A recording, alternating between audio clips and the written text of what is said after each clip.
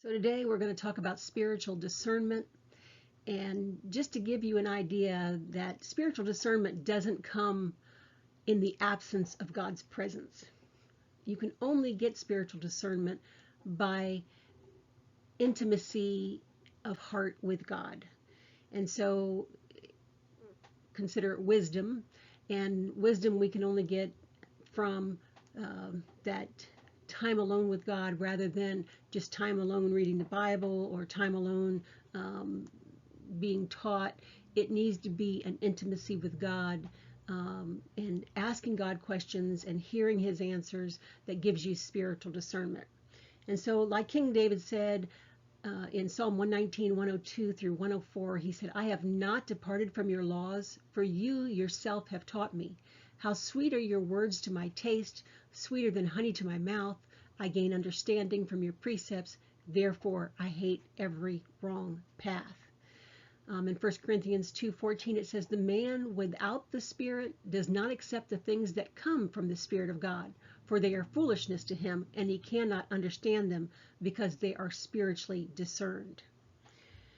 And then in 1 Corinthians 2:13, we see this is what we speak, not in words taught us by human wisdom, but in words taught by the Spirit, expressing spiritual truths and spiritual words. In Romans 8:5, we see recorded, those who live according to the flesh have their minds set on what the flesh desires, but those who live in accordance with the Spirit have their minds set on what the Spirit desires. In Jeremiah 35:15, it says, again and again I sent all my servants, the prophets, to you. They said, each of you must turn from your wicked ways and reform your actions. Do not follow other gods to serve them. Then you will live in the land I have given to you and your ancestors, but you have not paid attention or listened to me. I have a couple more that I have written down here that are not on the screen. Ezekiel 33:7 says, Son of man, I have made you a watchman for the people of Israel, so hear the word I speak and give them warning from me.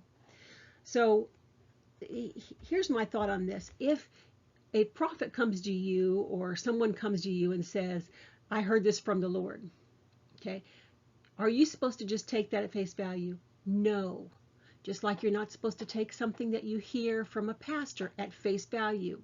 You need to take that then and go to God and question God yourself.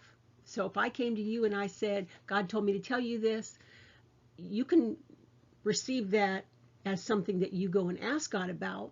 You don't have to just say, I don't believe you, I'm not going to listen to you. No, you go to God and you say, God, did you say this? Did you tell her to come to me and bring this message? Number one. And then, God, is this a word for me specifically, or what do you want me to do? Okay.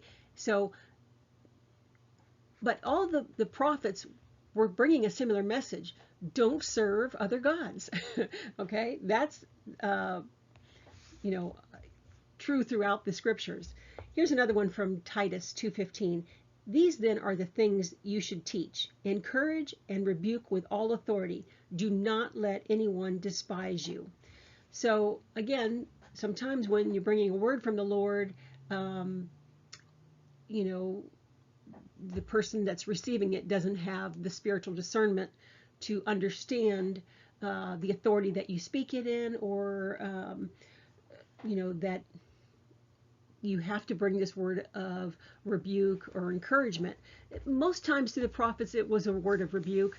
And I want to say this, I do know how to bring a word of encouragement, and I do know how to be soft-spoken, but when God started speaking through me, he delivered the voice of a mighty warrior who tears down altars to false gods, who opposes false teachers through disputing false doctrines. So it's the voice that God has delivered through me. Now, he can still deliver a voice that comes encouraging and soft-spoken through me and through others, and it still be God delivering that message. But typically the prophets always brought a hard word from the Lord. And so,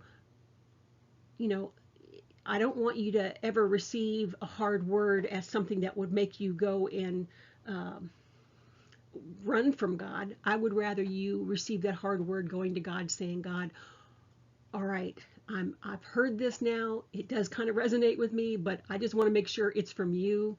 Always get that spiritual discernment from an intimacy of your own with God.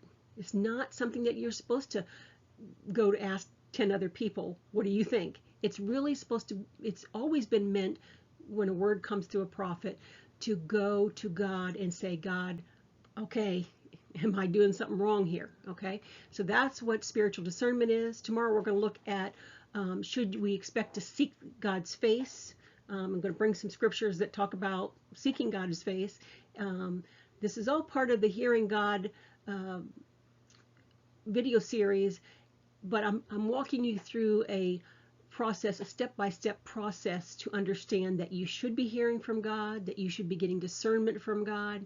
And so I hope this has helped. See you tomorrow.